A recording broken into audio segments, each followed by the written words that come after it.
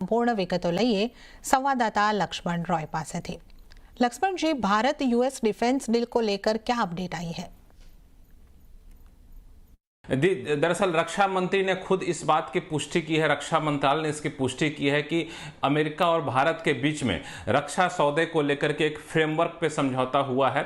और ये फ्रेमवर्क 1-2 साल के लिए नहीं बल्कि पूरे 10 साल के लिए फ्रेमवर्क है और उसकी डिटेल जो है उसकी वर्कआउट किया जा रहा है और बहुत जल्द इस पर अंतिम तौर पर दस्तखत होने की संभावना है। और ये जो दस्तखत होंगे उसके तहत यूएस की कंपनियों के साथ भारतीय कंपनियां मिल करके 2 काम करेंगी। पहला काम, एक तो प्रोडक्शन करेंगी, प्रोडक्शन करने के साथ साथ वहां के कई सारे इक्विपमेंट की सप्लाई भारतीय कंपनियों को किया जाएगा।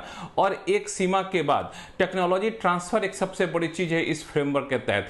कुछ सीमा तक एक लिमिटेड टेक्नोलॉजी ट्रांसफर की भी बातचीत चल रही है जो इस फ्रेमवर्क का एक महत्वपूर्ण हिस्सा हो सकता है। और इसमें सबसे बड़ी जो कह सकते हैं कामयाबी यहां पे मिलती हुई आपको दिखेगी वो है कि जितने हम लोग फाइटर जेट बनाते हैं उसके लिए इंजन का लाना जी की तरफ से इंजन का आता है। और इसमें हिंदुस्तान एरोनॉटिक्स लिमिटेड जैसी कंपनियां हैं वो उसमें जी के इंजन की सप्लाई में अब तक काफी देरी हो रही थी। तो मुझे लगता है वो देरी नहीं हो पाएगी। और यहां पे सरकार ने जो प्राइवेट कंपनियों के साथ डिफेंस पीएसयू के साथ मिलकर के प्रोडक्शन को बढ़ाने की कोशिश की है, उस प्रोडक्शन को बढ़ाने में जरूरी है कि विदेशी साझेदार इसमें बढ़ चढ़कर हिस्सा ले।